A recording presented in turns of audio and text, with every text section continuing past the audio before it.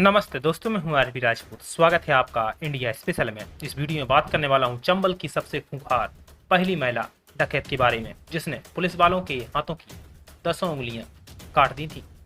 साल 1926 में मध्य प्रदेश के मुरैना जिले के बरबई गांव में एक मुस्लिम परिवार में लड़की पैदा होती है। लड़की के पिता नन्हे और मां असगरी नाच गाकर घर चलाते हैं।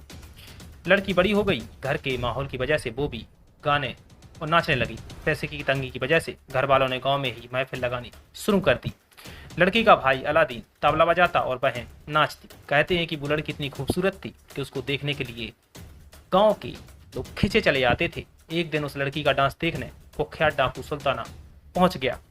फिर कुछ ऐसा हुआ कि वो लड़की चंबल के इतिहास की पहली महिला डकैत बन गई। इस वीडियो में बात करने वाला चंबल की पहली महिला डकैत के बारे में। नाम है गौहर बानो उर्फ पुतली बाई, जिसने पुलिस वालों से बदला लेने के लिए उनकी उंगलियां काट दी थी। महज 21 साल की गौहर बानो गांव में ही अपनी महफिल सजाती थी और नाचते वक्त उसके पैर बिजली की तरह ही थिरकते थे और जब वो गाती थी तो लोग मदहोश हो जाते थे। देखने में इतनी सुंदर थी कि दूर दूर के गांवों तक उसकी सुंदरता की बातें होने लगी। कहते हैं कि जब वो नाचती थी तो पुतली की तरह ही दिखती थी, इसलिए लोग उसे पुतली बाई कहकर बुलाने लगे। उसकी महफिल में सैकड़ों हजारों लोग आने लगे। धीरे धीरे उसकी महफिल खूब सजने लगी और उसकी महफिल के चर्चे उत्तर प्रदेश के कई शहरों में होने लगे। आगरा, लखनऊ और कानपुर में उसकी चर्चाएं होने लगी और बड़े बड़े शहरों के लोग गौहर की महफिल देखने उसके गांव बरबई पहुंचने लगे। गांव में पुतली बाई के चहेतों की संख्या इतनी बढ़ गई कि संभल नहीं रही थी, इसलिए पुतली बाई को आगरा शिफ्ट होना पड़ा। पुतली बाई की महफिल आगरा में जमने लगी। पूरे उत्तर प्रदेश में गौहर का नशा चढ़ने लगा। उसकी महफिल का हिस्सा बनने के लिए बड़े बड़े लोग लाइन में खड़े हुआ करते थे और बड़े बड़े घरों की महफिलों की शान बनने लगी। लेकिन इसी बीच उसके दुश्मनों की तादाद भी बढ़ रही थी। इन दुश्मनों में पुलिस वाले भी शामिल थे। दरअसल रसूखदारों के साथ पुलिस वाले भी गौहर के दीवाने थे और हर कोई उसे अपना बनाना चाहता था। एक पुतली बाई किस किस का साथ देती, वो सबको मना करती गई और उसके दुश्मन भी बढ़ते गए। सब उसकी महफिल में दिक्कतें पैदा करने लगे। उसकी महफिल में कभी आग लगा दी जाती तो कभी गोलियां चल जाती। पुतली बाई को धमकियां भी मिलने लगीं। धमकियों से परेशान होकर पुतली बाई अपने गांव चली गई। भले ही पुतली बाई अब आगरा से बरबई गांव आ गई थी, लेकिन उनकी लोकप्रियता में कोई कमी नहीं हुई। अब पुतली के डांस और उसकी सुंदरता की चर्चा चंबल तक होने लगी।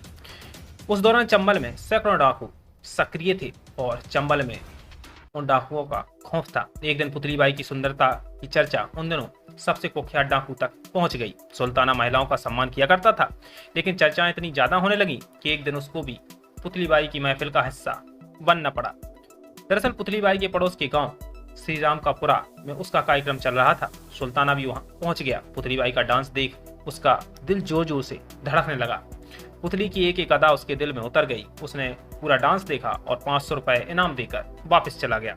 सुल्ताना वापस बीहड़ तो आ गया, लेकिन उसका दिल पुतली बाई पर ही अटक गया। सुल्ताना पुतली का दीवाना हो चुका था। एक दिन सुल्ताना को पता चला कि पुतली धौलपुर गांव में एक शादी समारोह में आई है। रात को 12 बजे फायरिंग करते हुए सुल्ताना वहां पहुंच जाता है। महफिल में सन्नाटा पसर गया। सुल्ताना पुतली की तरफ बढ़ता। पुतली बिना डरे वहीं खड़ी रहती और पूछती है, कौन है बे? सुल्ताना जवाब देता है, तुम्हारा चाहने वाला, तुम्हें अपने साथ ले जाने आया हूँ, मेरे साथ चलो। पुतली मना कर देती है तो सुल्ताना तबले पर बैठे उसके भाई के सीने पर बंदूक तान देता है। भाई की जान बचाने के लिए पुतली उसके साथ बीहड़ चली जाती है। बीहड़ ले जाने के बाद सुल्ताना ने पुतली की निगरानी में करीब 20 डाकू लगा दिए।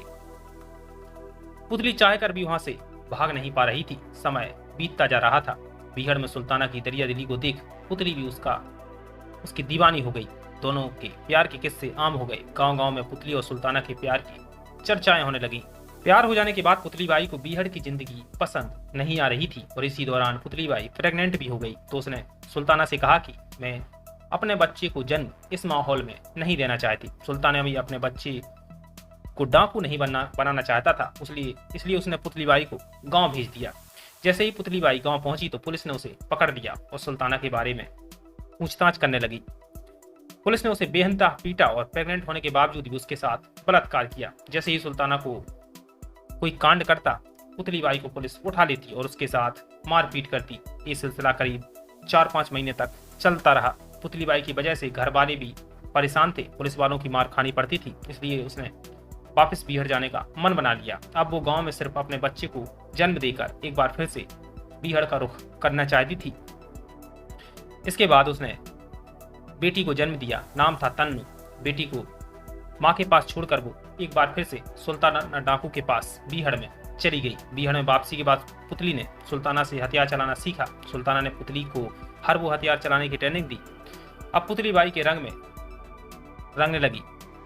गांव में रहने के दौरान पुलिस ने पुतली को इतना प्रताड़ित कर दिया था कि अब उसके दिल में किसी भी बात का खौफ नहीं रहा था।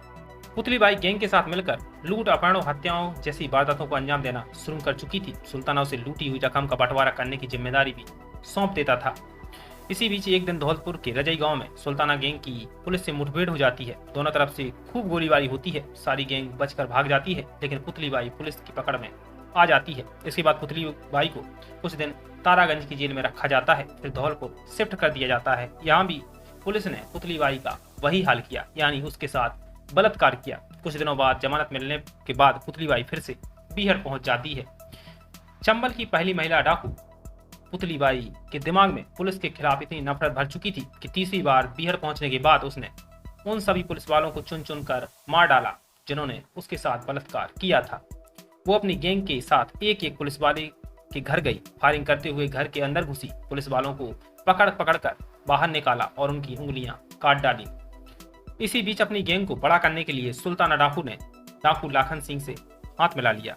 पहले लाखन डाकू से सुल्ताना का 36 का आंकड़ा था। पुतली को इस बात का एहसास था कि लाखन भरोसे लायक आदमी नहीं है। उसने सुल्ताना को समझाया भी, लेकिन वो नहीं माना। 25 मई 1955 को अर्जुनपुर गांव में दोनों डाकुओं के गिरोह की बैठक चल रही थी। लाखन ने पुलिस को पहले ही इसकी जानकारी दे दी थी। पुलिस ने सुल्ताना की गैंग को घेर लिया। मुठभेड़ में सुल्ताना का राइट हैंड माता दीन भी मारा गया। पुतली भी वहीं मौजूद थी। सुल्ताना ने अपने खास गुर्गे बापू लोहार से कहा कि पुतली को यहाँ से ले जाओ। इसी बीच लाखन के इशारे पर साथी कल्ला ने सुल्ताना पर गोलियों की बौछार कर दी और सुल्ताना की वहीं मौत हो गई। पुतली भीतर टूट गई थी। सुल्ताना के मरने के बाद बाबू लोहार ने लाखन से हाथ मिला लिया और पुलिस ने मीडिया को बता दिया कि सुल्ताना का एनकाउंटर पुलिस ने ही किया है। उस दौरान फर्जी एनकाउंटर भी चंबल में खूब हुआ करते थे। सुल्ताना की मौत के बाद चंबल के बीहड़ में पुतली बाई अकेली पड़ रही थी और बड़ी गैंग को चलाने के लिए पुतली को ज्यादा पैसों की जरूरत थी। उसने लूट, अपहरण की वारदातों को और भी ज्यादा तेज कर दिया। पूरे चंबल में उसके नाम की तूती बोलने लगी। लोग खौफ में जीने लगे। अपहरण के बाद फिरौती न मिलने पर हत्या कर देती थी और उसकी लाशों को उसके घर पर पार्सल करवा देती। इन खौफनाक बातों के चलते पुलिस की कई टीमें जंगल में उतर चुकी थीं। पुलिस के साथ एक मुठभेड़ के दौरान पुतली बाई के दाएं कंधे पर गोली लग गई। हाथ पूरी तरह जख्मी हो गया। शरीर में गोली का जहर फैलने लगा। इसलिए पुतली बाई ने अपनी गैंग के एक डाकू से बोलकर अपना हाथ ही कटवा दिया था। हाथ ना होने की वजह से उसे बंदूक चलाने में भी परेशानी हो रही थी। इसलिए लेफ्टी पुतली ने बाएं हाथ से गोली चलाना सीख लिया। कुछ ही दिनों में वो अपने बाएं हाथ से इतना सटीक निशाना लगाना सीख गई कि बाकी डाकू भी उसका निशाना देख चौंक जाते थे। उसका खौफ इतना ज्यादा बढ़ चुका था कि भिंड, मुरैना, ग्वालियर से लेकर चित्रकूट, इटावा जिलों तक के लोग उसका नाम सुनकर डर जाते थे। पुतली बाई का खौफ चंबल के इलाके में ऐसा था कि नेहरू सरकार को भी एक्शन लेना पड़ा। उन्होंने स्पेशल टीमों के गठन कर तुरंत कार्रवाई करने के निर्देश दिए। एसटीएफ की टीमों ने जंगल में डेरा डाल दिया। 23 जनवरी 1958 को पोथर गांव में पुलिस ने पुतली बाई की गैंग को चारों तरफ से घेर लिया। कई घंटों की फायरिंग के बाद पुलिस ने पुतली और उसकी गैंग के कई सदस्यों को मार गिराया। जिस वक्त पुतली का एनकाउंटर हुआ तब केवल वह 32 साल की थी। इस मुठभेड़ में पुलिस के कुछ जवान भी मारे गए थे। आपको बता दें कि पुतली बाई की मौत के 14 साल बाद साल 1972 में पुतली के जीवन पर एक सुपरहिट फिल्म भी बनाई गई थी। फिल्म का नाम था पुतली बाई। फिल्म को अशोक राय ने डायरेक्ट किया था। पुतली बाई का किरदार अभिनेत्री वीणा ने निभाया था और इस फिल्म के अलावा भी उसके जीवन पर कई फिल्में बनी हैं। साल 2019 में ऐसी चर्चाएं थी कि डायरेक्टर राकेश ओम प्रकाश मेहरा डाकू पुतली बाई पर एक फिल्म बनाने जा रहे हैं। तो दोस्तों, ये थी चंबल की पहली महिला डकैत जिसके खौफ से पूरा बीहड़ कांपता था। दोस्तों, अभी के लिए इतना ही। देश दुनिया की तमाम खबरों के लिए बने रहिए इंडिया स्पेशल के साथ।